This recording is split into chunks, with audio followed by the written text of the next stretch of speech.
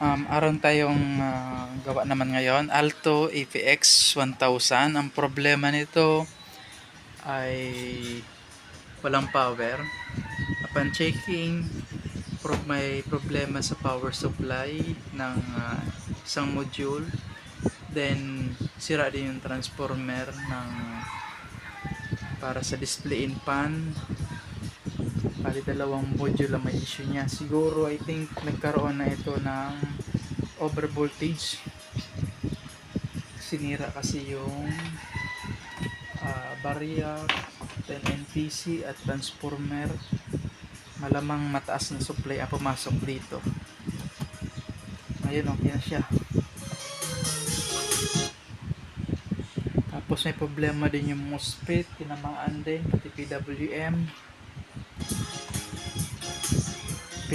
nito, saka MOSFET, shorted na din.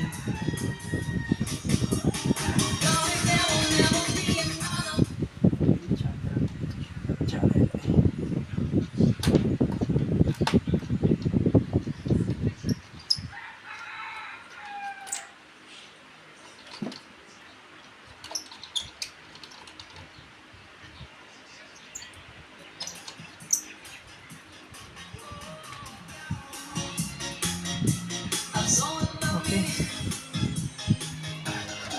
Yung mga naiwan na hard trouble, pasensya na, ibabalikan natin yon. Hard trouble lang tayo. Loaded tayo ngayon, daming gagawin. Panay burn out pa. Alos oras-oras nag-burn out, minsan tagal bumalik.